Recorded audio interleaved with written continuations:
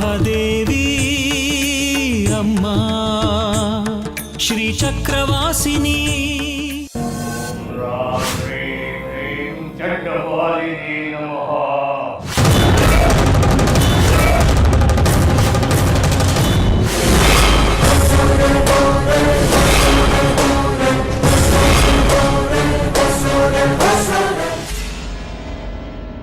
ಈ ಪಾಯಸಕ್ಕೆ ಇದನ್ನ ಹಾಕ್ತೀನಿ, ತಿಂದೋರು ಮೂರ್ಛೆನೆ.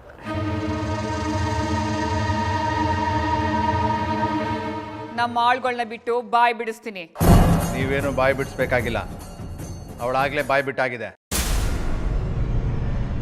ವಿಗ್ರಹನ ತಂದು ನನ್ಗೊಪ್ಸೋ ಆಗಿದೆ.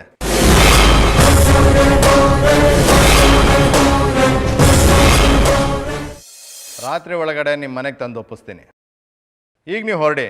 ವಿಗ್ರಹ ನಿಮ್ ತಾವ್ ಐತೆ, ಹಂಗಿದ್ಮೇಲೆ ರಾತ್ರಿ ಗಂಟ ಯಾಕೆ ಕಾಯ್ಬೇಕು? ಇವಾಗಲೇ ಕೊಡಿ, ನಾನು ತಗೊಂಡೋಯ್ತೀನಿ. ಈಗ್ಲಾ? ಈಗ ಯಾಕೆ? ರಾತ್ರಿ ತಂದು ಕೊಡ್ತೀನಿ ಅನ್ನಲ್ಲ. ಆ ವಿಗ್ರಹ ಅವ್ರ ಕೈಯಿಂದ ಇವ್ರ ಕೈಗೆ, ಇವ್ರ ಕೈಯಿಂದ ಮತ್ತೊಬ್ಬರ ಕೈಗೆ ಅಲ್ದು ಮೈಲಿಗೆ ಆಗ್ಬಿಟ್ಟಿತ್ತು. ಅದಕ್ಕೆ ದೇವ್ರ ಮನೇಲಿ ಮಡಿ ಮಾಡಿ ಪೂಜೆಗಿಟ್ಟಿದ್ದೀನಿ. ನಾನೇ ತಗೊಂಬಂದು ರಾತ್ರಿ ಕೊಡ್ತೀನಿ. ಈಗ ನೀವು ಹೊರಡಿ.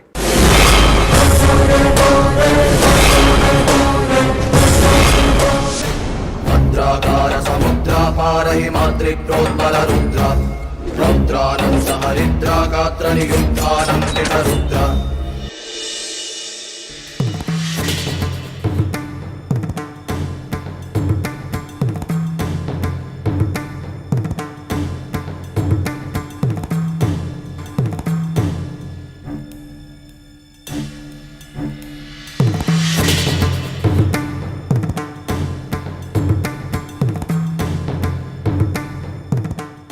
ಏನು ಯೋಚನೆ ಮಾಡ್ತಿದ್ಯಾ ಬಂಗಾರಿ?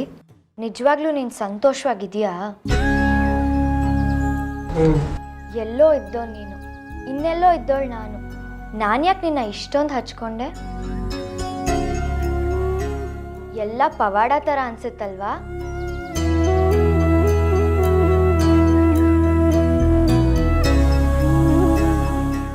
ಬಂಗಾರಿ, ನನ್ನ ಜೊತೆ ಕೊನೆವರೆಗೂ ಇರ್ತೀಯ ಅಲ್ವಾ? ನಾವಿಬ್ರು ಸಂತೋಷವಾಗಿ ಜೀವನ ಪೂರ್ತಿ ಕಳಿತೀವಿ ಅಲ್ವಾ? ನೋಡು, ಅರಿಹಂತಪುರದ ಶಿವರುದ್ರನ್ಗೆ ನಾನೊಬ್ಳೇ ಮಗಳಿರೋದು.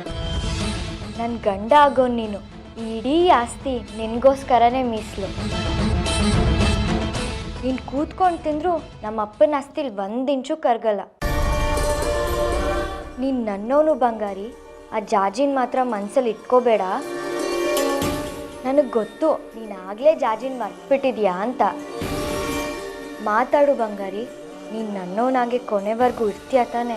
ನನಗೆ ದ್ರೋಹ ಮಾಡಲ್ಲ ತಾನೆ?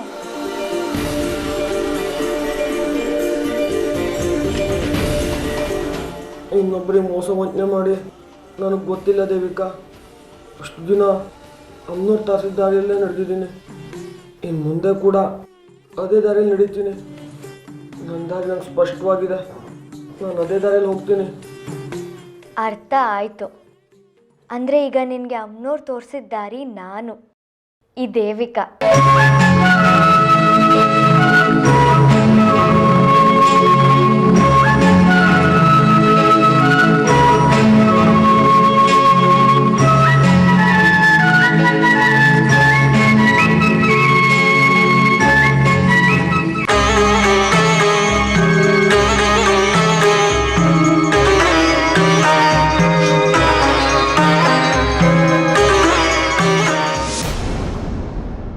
ಚಪ್ಪಲಿ ಕಾಯೋ ದಾಸ ನನ್ನ ಮಗಳಿಗೆ ಮೋಡಿ ಮಾಡಿದ್ದಾನೆ. ನನ್ನ ಆಸ್ತಿ ಮೇಲೆ, ಮಗಳ ಮೇಲೆ ಕಣ್ಣು ಹಾಕಿದ್ದಾನೆ. ನನ್ನ ಅಳಿಯಾಗಿ ಈ ಅರಿಯಂತಪುರಕ್ಕೆ ಯುವರಾಜ ಆಗಕ್ಕೆ ಹೊರಟಿದ್ದಾನೆ. ನಾನು ಹೊಡೆದಿದ್ದ ಏಟಿಗೆ ಪ್ರತಿಯಾಗಿ ನನ್ನ ಮಗಳಿಗೆ ಹೇಳ್ತೀನಿ ಅಂತ ಹೆದರ್ಸ್ತಿದ್ದಾನೆ. ಈಗಲೇ ಹಿಂಗೆ ಆಡೋನು. ಏನಾದರೂ ನನ್ನ ಗೆಳೆಯ ಆಗ್ಬಿಟ್ರೆ ನನ್ನ ಕೈಗೆ ಚಂಪ್ ಕೊಟ್ಬಿಟ್ಟು ನನ್ನೇ ಮನೆಯಿಂದ ಓಡಿಸ್ಬಿಡ್ತಾನೆ. ಇನ್ನವನು ಜೀವಂತವಾಗಿರಬಾರ್ದು. ಅವನು ಜೀವಂತವಾಗಿದ್ರೆ ನನಗೆ ಉಳಿಗಾಲ ಇಲ್ಲ. ರಾಮಕೃಷ್ಣ, ಯಜಮಾನ್ರೆ, ಏನಾದರೂ ಮಾಡಿ ಸಮಯ ಸಾಧಿಸಿ ಬಂಗಾರಿನ ಮುಗಿಸಿ ಮೂಟೆ ಕಟ್ಟಿ ನದಿಗೆ ಬಿಸಾಕು. ಯಜಮಾನ್ರೆ ಪಾರಹಿ ಮಾತೃ ಬಂಗಾರಿ ಮುಗಿಸ್ಬೇಕಷ್ಟೇ. ಸರಿ ಯಜಮಾನ್ರೆ. ಗಾತ್ರ ನಿಯುಕ್ತಾನಂ ನಿಟ ರುದ್ರ ಗುರುಪುತ್ರ ಕೃತ ದಿಗ್ವಿಕ್ತಿ ಕೃತ ವಿದ್ಯುಚ್ಚಾಲನ ರುದ್ರ. ಇದು ಶಿವರುದ್ರನ ಮನೆ, ಅಂದರೆ ಈ ಮನೆ. ಇದು ಹಜಾರ, ಇದು ದೇವ್ರ ಮನೆ. ಈ ಹಜಾರದ ಮಧ್ಯದಲ್ಲಿ ಶಿವರುದ್ರ ಸದಾ ಕೂತಿರ್ತಾನೆ. ವಿಶಾಲವಾದ ಮನೆ. ಇಲ್ಲಿ ನೋಡು, 4 ಕಡೆ 4 ಬಾಗಿಲು. ಪ್ರತಿ ಬಾಗಿಲಲ್ಲೂ ಇಬ್ಬರಿಬ್ಬರ ಹಾಗೆ 8 ಜನ ಕಾವಲುಗಾರರಿರ್ತಾರೆ. ಇದು ಅಡುಗೆ ಮನೆ. ಇದು ದೇವಿಕನ ಕೋಣೆ. ಇಲ್ಲಿಂದ ಇಲ್ಲಿಗೆ 20 ಹೆಜ್ಜೆ ಅಂತರ. ದೇವಿಕಾ ಕೋಣೆ ಪಕ್ಕದಲ್ಲೇ ಬಂಗಾರಿ ಕೋಣೆ ಇರೋದು, ಅಂದರೆ ಇದು. ನಾವು ಬಂಗಾರಿ ಕಡೆ ತಿರುಗಿ ನೋಡೋದೇ ಬೇಡ. ಅವನು ಪಾಯಸ ಕುಡಿದು ಪ್ರಜ್ಞೆ ತಪ್ಪಿ ಬಿದ್ದಿರಲಿ. ನಮಗೆ ಬೇಕಾಗಿರೋದು ದೇವಿಕಾ ಮಾತ್ರ. ಸರಿ. ಬೋಂಡ ತಿಂದು ಪಾಯಸ ಕುಡಿದು ಒಂದು ಅರ್ಧ ಗಂಟೆಯಲ್ಲಿ ಮದ್ದು ಕೆಲಸ ಮಾಡೋಕೆ ಶುರು ಮಾಡುತ್ತೆ. ಎಲ್ಲರೂ ಒಬ್ಬೊಬ್ಬರಾಗಿ ಮೂರ್ಛೆ ಹೋಗ್ತಾರೆ. ಆದರೆ ಅಷ್ಟರಲ್ಲಿ ನಾವು ನಮ್ಮ ಸಾಮಾನುಗಳನ್ನು ತಯಾರಾಗಿ ಇಟ್ಕೋಬೇಕು ಹೊರಡೋಕ್ಕೆ. ಎಲ್ಲರೂ ಮೂರ್ಛೆ ಬಿದ್ದಿದ್ದಾರೆ ಅನ್ನೋದನ್ನು ಖಚಿತಪಡಿಸ್ಕೊಂಡು ದೇವಿಕಾ ಕೋಣೆ ಕಡೆಗೆ ಹೋಗ್ಬೇಕು ನಾವು. ಆದರೆ ಅವಳು ಮೂರ್ಛೆ ಹೋಗಿರ್ತಾಳಲ್ಲ, ಅವಳ ಹತ್ರ ಹೇಗೆ ಬಾಯಿ ಬಿಡಿಸೋದು? ಅದಕ್ಕೂ ನನ್ನ ಹತ್ರ ಒಂದು ಮದ್ದಿದೆ. ಅದನ್ನು ಎಂಥ ಮತ್ತಿದ್ರೂ ಮೂಗಿನ ಕೆಳಗೆ ಇಳಿದ್ರೆ ಸಾಕು, ಜರ್ರಂತ ಇಳಿದು ಹೋಗುತ್ತೆ. ಆದರೆ ಹಾಗೆ ಮಾಡೋಕೆ ಮುಂಚೆ ನಾವು ಆ ದೇವಿಕನ್ನ ಕಟ್ಟಿ ಹಾಕ್ಬಿಡ್ಬೇಕು. ಆಮೇಲೆ ಆ ಔಷಧಿನ ಮೂಗಿನ ಕೆಳಗೆ ಹಿಡಿಬೇಕು. ಅವಳಿಗೆ ಎಚ್ಚರ ಆಗುತ್ತೆ. ಸುಂದರಮ್ಮನ ವಿಗ್ರಹದ ಬಗ್ಗೆ ವಿಚಾರಿಸ್ಬೇಕು. ಅವಳು ಹೇಳಿದ ತಕ್ಷಣ ಸುಂದರಮ್ಮನ ವಿಗ್ರಹ ಹುಡುಕಿ ಹಿಂದಿನ ಬಾಗ್ಲಿಂದ ನಾವು ತಪ್ಪಿಸ್ಕೋಬೇಕು ಅಲ್ವಾ? ಸರಿಯಾಗಿ ಹೇಳಿದೆ. ಆದರೆ ಒಂದು ವಿಷಯದಲ್ಲಿ ನಾವು ಎಚ್ಚರಿಕೆ ಇರಬೇಕು. ಇದೆಲ್ಲವೂ ಅರ್ಧ ಗಂಟೆ ಒಳಗೆ ಮುಗಿದು ಬಿಡಬೇಕು. ಅಕಸ್ಮಾತ್ ಯಾರಾದರೂ ಕಡಿಮೆ ಪ್ರಮಾಣದಲ್ಲಿ ಪಾಯಸ ಕುಡಿದು ಬಜ್ಜಿ ತಿಂದಿದ್ರೆ ಅವ್ರಿಗೆ ಬೇಗ ಪ್ರಜ್ಞೆ ಬರೋ ಸಾಧ್ಯತೆ ಇರುತ್ತೆ. ತಪ್ಪಿಸ್ಕೊಳ್ಳುವಾಗ ಏನೂ ತೊಂದರೆ ಆಗಲ್ಲ ತಾನೆ? ಹೇಗೆ ತೊಂದರೆ ಆಗುತ್ತೆ? ಕಾವಲುಗಾರರು ಎಲ್ಲ ಪ್ರಜ್ಞೆ ತಪ್ಪಿರ್ತಾರಲ್ಲ. ಆದರೆ ನಾವು ಜಾಗ್ರತೆಯಿಂದ ಇರಬೇಕು. ನೀನು ತಯಾರಾಗಿ.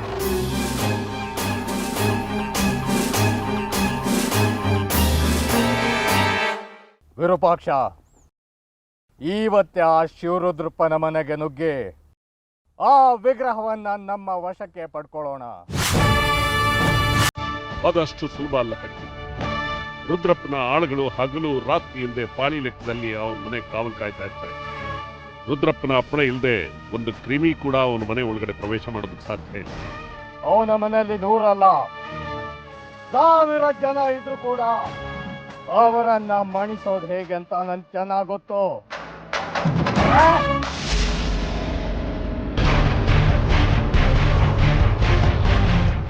ಇದನ್ನ ಪ್ರಯೋಗಿಸಿದ್ರೆ ಸಾಕು, ಅದೆಷ್ಟೇ ಜನ ಇದ್ರು ಕೂಡ ಇದರ ಪ್ರಭಾವದಿಂದ ಮೂರ್ಛೆ ಹೋಗ್ತಾರೆ.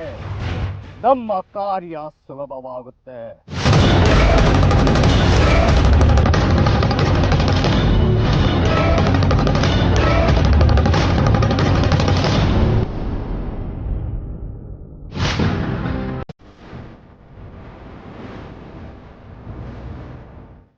ದೇವರಾಜ, ಬಾ ಹಂಚನ್.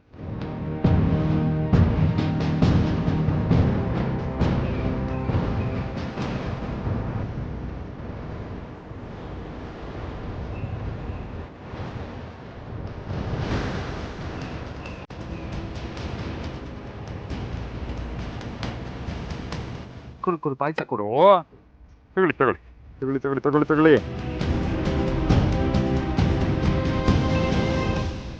ತಗೊಳ್ಳಿ ತಗೊಳ್ಳಿ. ಇನ್ನೊಂದು ಬೇಕಾ? ಇನ್ನೊಂದು ತಗೊಳ್ಳಿ. ಕೊಡು ಪಾಯಸ ಕೊಡು. ಏನಪ್ಪ?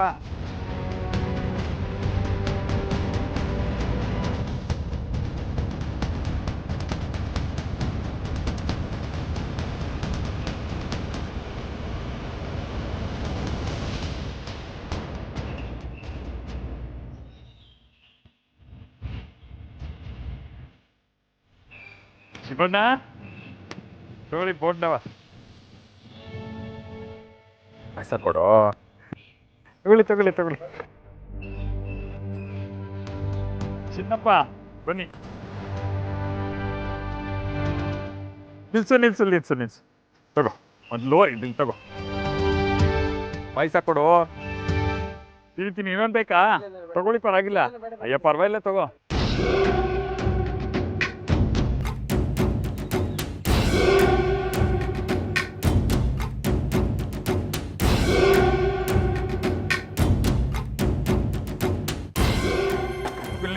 ಒಂದು ನಿಮಿಷ ತಡಿ, ತಗೋ ಬೋರ್ಡ್.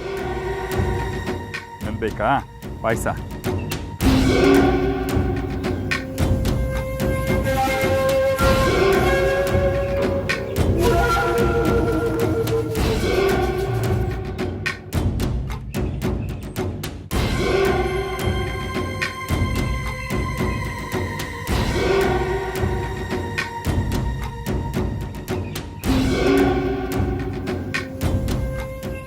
ರಾಮಕೃಷ್ಣ, ತಗೋಪ್ಪ ಬೋಂಡ ತಗೋ. ಪಾಯಸ ಇನ್ನೊಂದು ಬೇಕಾ? ತಗೋಪ್ಪ, ಇರಲಿ ತಗೋ.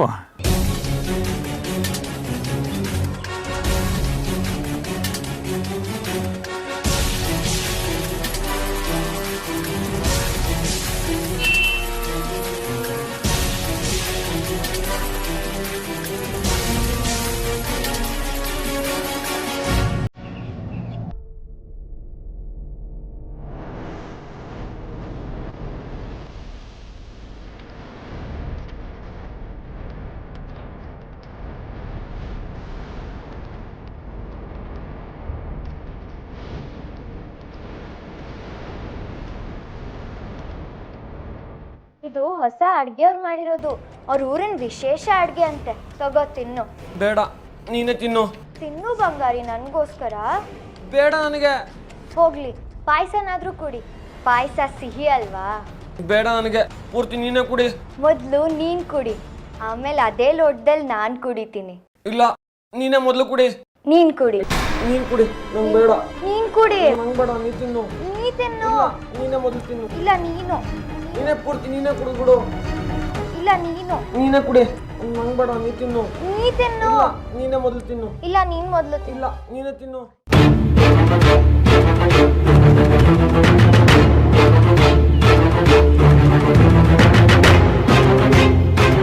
ಜಾಜಿ, ಅಂತೂ ಇಂತೂ ನಾನು ಬೋಂಡ ಪಾಯಸ ಎಲ್ರಿಗೂ ಹಂಚ್ಬಿಟ್ಟೆ, ಯಾರನ್ನೂ ತಪ್ಪಿಸ್ಲಿಲ್ಲ. ನೋಡ್ಬೇಕಿತ್ತು ಹೇಗೆ ತಿಂದ್ರು ಕುಡಿದ್ರು ಗೊತ್ತಾ? ನಾ ಮುಂದು ತಾ ಮುಂದು, ನನಗೊಂದು ಇನ್ನೊಂದು ಅಂತ. ಇನ್ನು ಅರ್ಧ ಗಂಟೆ ಕೆಲಸ ಮಾಡಕ್ಕೆ ಶುರು ಮಾಡುತ್ತೆ. ನಾನು ಬೋಂಡಕ್ಕೆ ಹಾಕಿರೋ ಸೊಪ್ಪು, ಪಾಯಸಕ್ಕೆ ಹಾಕಿರೋ ಚೂರ್ಣ ಪವಾಡ ಮಾಡಿಬಿಡುತ್ತೆ.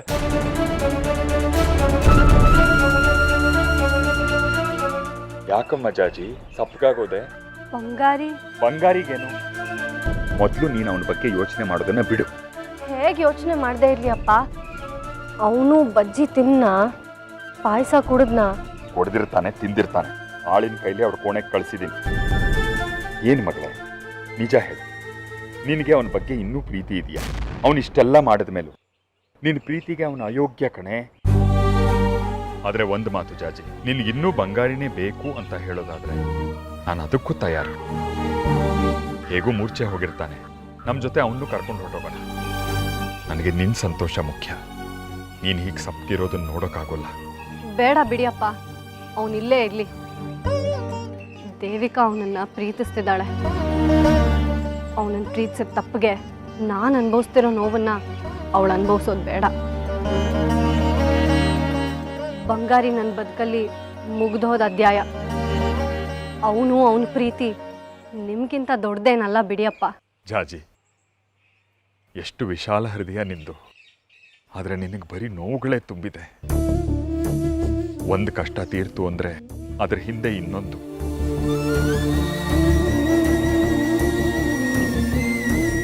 ಅಪ್ಪ, ಹೇಗಿದ್ರೂ ಹೋಗ್ತಿದ್ದೀವಿ. ಬಂಗಾರಿ ಮುಖನ ಇನ್ನೀ ಜನ್ಮದಲ್ಲಿ ನೋಡ್ತೀನೋ ಇಲ್ವೋ ಗೊತ್ತಿಲ್ಲ. ಒಂದೇ ಒಂದ್ಸಲ ಹೋಗಿ ನೋಡ್ಕೊಂಡು ಮಾತಾಡಿಸ್ಕೊಂಡು ಬರ್ತೀನಪ್ಪ. ಜಾಜಿ, ಬಂಗಾರಿನ ನೋಡೋ ಮಾತಾಡೋ ಮನಸ್ಸು ಇನ್ನೂ ಇದೆಯಾ ನಿನಗೆ? ಅವನನ್ನ ನಿನ್ನ ಬದುಕಿಂದ ಅಲ್ಲ, ಮೊದಲು ಮನಸ್ಸಿಂದ ಕಿತ್ತಾಕು. ಮನಸ್ಸಿನಲ್ಲಿ ಯೋಗ್ಯರಾದವ್ರಿಗೆ ಮಾತ್ರ ಸ್ಥಾನ ಕೊಡಬೇಕು. ಯೋಗ್ಯತೆ ಅಯೋಗ್ಯತೆಗಳು ಮನಸ್ಸಿಗೆ ಗೊತ್ತಾಗಲ್ಲ ಅಪ್ಪ. ಎಲ್ರೂ ನಂಬತ್ತೆ, ಮೋಸ ಹೋಗತ್ತೆ. ಕೊನೆ ಸಾರ್ತಿ ಅವನನ್ನು ನೋಡ್ಕೊಂಡು ಮಾತಾಡಿಸ್ಕೊಂಡು ಬರ್ತೀನಪ್ಪ. ಸರಿ ಅಮ್ಮ, ನಿನಗೆ ಅದರಿಂದ ಸಮಾಧಾನ ಸಿಗುತ್ತೆ ಅನ್ನೋದಾದರೆ ಹೋಗ್ಬಾ. ಆದರೆ ಒಂದು ಮಾತು, ನಮ್ಮ ಯೋಜನೆ ಬಗ್ಗೆ ಅವನ ಹತ್ರ ಬಾಯಿ ಬಿಡಬೇಡ. ಅವನೇನಾದರೂ ಅದನ್ನು ದೇವಿಕಂಗೆ ಹೇಳಿದ್ರೆ ಕೆಲಸ ಕೆಡುತ್ತೆ. ಅವನೀಗ ದೇವಿಕನ ಪರ. ನಮ್ಗೆ ಅಪಾಯ ತಪ್ಪಿದ್ದಲ್ಲ ಆಗ. ಹುಷಾರು. ಅದ್ರ ಬಗ್ಗೆ ಏನು ಹೇಳಲ್ಲ. ಇಷ್ಟು ದಿನದ ನಮ್ಮ ಒಡನಾಟಕ್ಕೆ ಮಂಗಳ ಹಾಡು ಬರ್ತೀನಿ.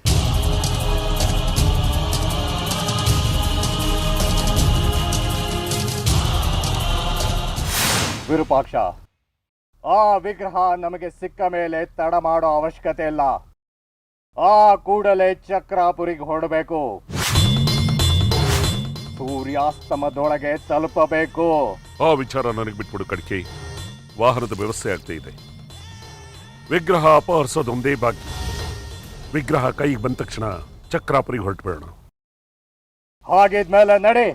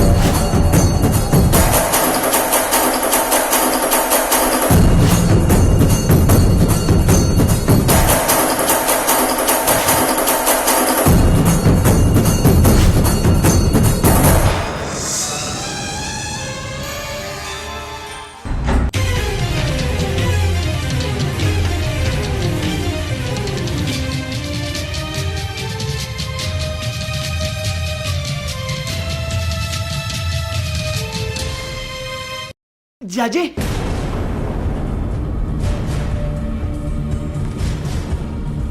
ನಾನು ನಿನ್ನ ಮಾತು ಕೇಳಕ್ ಬಂದಿಲ್ಲ. ನನ್ನ ಮಾತು ಹೇಳಿ ಹೋಗೋಣ ಅಂತ ಬಂದೆ ಅಷ್ಟೇ. ಹಣ ಅಂತಸ್ತು ನಿನ್ನನ್ನು ಇಷ್ಟು ಬದಲಾಯಿಸತ್ತೆ ಅಂತ ನನಗೆ ಗೊತ್ತಿರಲಿಲ್ಲ. ನೀನು ಬದಲಾದೆ. ಇಷ್ಟು ದಿನದ ಒಡನಾಟನ, ಮನುಷ್ಯರನ್ನ, ಸಂಬಂಧಗಳನ್ನ, ಭಾವನೆಗಳನ್ನ ನೀನು ಮರ್ತಿರ್ಬೋದು. ಆದರೆ ನನ್ನಿಂದ ಅದು ಸಾಧ್ಯ ಇಲ್ಲ. ಯಾಕಂದರೆ ನಾನು ನೀನಲ್ವಲ್ಲ. ಆದರೆ ಈಗ ಬೇರೆ ದಾರಿ ಇಲ್ಲ. ನೆನಪುಗಳನ್ನು ಮರಿಬೇಕು, ಕನಸುಗಳನ್ನು ಮುರಿಲೇಬೇಕು. ಹೋಗೋಕೆ ಮುಂಚೆ ನಿನ್ನ ನೋಡ್ಕೊಂಡು ಹೋಗಬೇಕು ಅನ್ನಿಸ್ತು. ಅದಕ್ಕೆ ಬಂದೆ. ನೋಡಾಯಿತು, 2 ಮಾತಾಡಬೇಕಿತ್ತು, ಆಡಾಯಿತು. ಇನ್ನು ಈ ಜನ್ಮಕ್ಕೆ ನಿನ್ನ ನೆನಪು ಬರೋದು ಬೇಡ, ಬರೋದೂ ಇಲ್ಲ. ನಾನಿನ್ನು ಹೊರಟೆ. ಜಾಜಿ,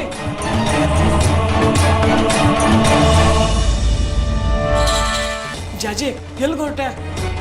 ಬಿಟ್ಬಿಡು ನನ್ನನ್ನು. ನಿನಗೆ ಕೊನೆದೊಂದು ವಿದಾಯ ಹೇಳಬೇಕಾಗಿತ್ತು. ಹೇಳಾಯ್ತು. ಬಿಡು ನನ್ನ ಕೈನ. ಒಂದು ನಿಮಿಷ ನನ್ನ ಮಾತು ಕೇಳು. ನಾನು ದೇವಿಕನ್ ಮದುವೆ ಆಗ್ತಿಲ್ಲ ಕಣೆ. ನನ್ನ ಮಾತು ನಂಬು.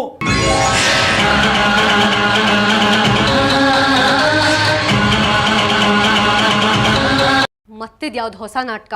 ನನ್ನ ನಂಬು ಜಾಜಿ. ನಾನು ದೇವಿಕನ್ ಮದುವೆ ಆಗ್ತೀನಿ ಅಂತ ಸುಳ್ಳೊಪ್ಪಿಗೆ ಕೊಟ್ಟಿದ್ದು. ಯಾಕೆಂದ್ರೆ ವಿಗ್ರಹ ಎಲ್ಲಿದೆ ಅಂತ ಅವಳಿಗೆ ಮಾತ್ರ ಗೊತ್ತಿರೋದು. ಅದನ್ನು ತಿಳ್ಕೊಳ್ಳೋದಕ್ಕೋಸ್ಕರ ನಾನು ಮದುವೆ ಆಗ್ತೀನಿ ಅಂತ ನಾಟಕ ಮಾಡಿದೆ. ಏನೋ ಹೇಳ್ತಿದ್ಯಾ ಬಂಗಾರಿ ನೀನು? ನಿಜಾನಾ?